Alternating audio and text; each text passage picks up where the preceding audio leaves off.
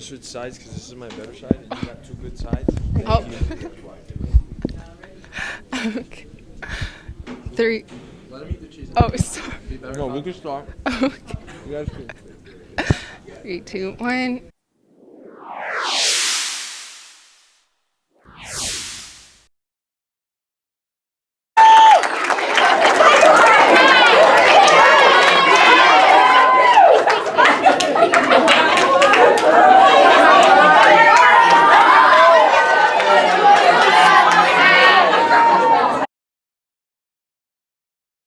Helen here with Eyes on the Game here at Bair Middle School, being joined by the one and only Mr. Jorge Masvidal.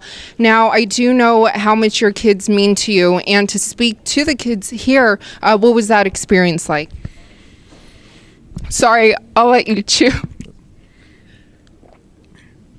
It's one of the coolest things I've gotten to do in my career. I've had a chance to do this a couple times, and every time it is one of the coolest experiences of my life. Not just my career. It's amazing.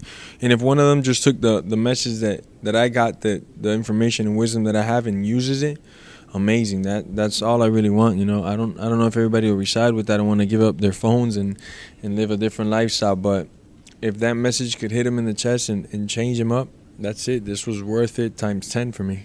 Yeah, and your message to them was also very inspirational. But speaking about kids, I did see your new Street Fighter inspired T-shirts. I love it. Were you a big fan of the video game? Who wasn't? I mean, you know what I do for a living, correct? Well, yeah, but You're asking me if I was a fan of Street Fighter? Trick question. Trick question. Who was your favorite player? Who do I do best with is Ken. I'm pretty good with Ken, you know. Oh, not Ryu? I should be using Ryu, but he's a little bit slower. But Ken for the speed, and he has that hurricane kick that's a little quicker than Ryu's. That's why I use him. Okay. What about Chun-Li? Chun-Li's like a cheat code, so I don't use her. She's too good, you know. She's got that super kick. Awesome. Well, nearly 16 years ago, you made your pro MMA debut, May 24th, 2003. Talk about your journey so far, and if anything has surprised you. Oh, it's been amazing. It's been a roller coaster. I love to fight. And that's when I think about how much time has gone by. I really must love this thing called fighting because I'm still doing it. And it's been amazing. God's blessed me. That's my journey. You know, I get to fight. You know, do what I love. Get to eat. Go all over the world. Compete against other animals. I've had an amazing life. You know, my kids are healthy. I couldn't ask for a better life. Any prominent memory that really sticks out to you? In what department? Within these 16 years, like any moment that you still sticks out? In pro fighting or just life? Either or. Either or. One time I got recognized at Cheesecake Factory, and they probably gave me like a 70% discount, maybe even more, you know, and that was pretty touching. Not 100? It wasn't 100 because, you know, it's Cheesecake Factory. They're not giving nobody 100, but they did give me like 70% off the bill. That was pretty touching. What's your favorite cheesecake from there? I don't have a favorite cheesecake from there. You like it all, right? Yeah. So let's talk about your upcoming fight, July 6th at UFC 239. I know earlier you said you didn't want to talk much about Ben Askren, but what do you think about him and his last fight against Robbie? I think I'm going to hurt him really, really bad, and I don't think he beat Robbie. I think Robbie was I think it should have been a rematch, an immediate rematch. You can't go to sleep holding your thumb up. I've never seen that, so that was a first, you know. And to have them saying that Robbie was asleep and stop it is not right to me. They should have done it again, you know. It doesn't matter, you know. Ben will be 0-2 in the UFC, whatever. And you're coming off an impressive knockout victory over Darren Till. How soon was that fight against Ben Askren offered to you? Well, we were trying to fight right away, and the toughest, biggest fight to get us to the title.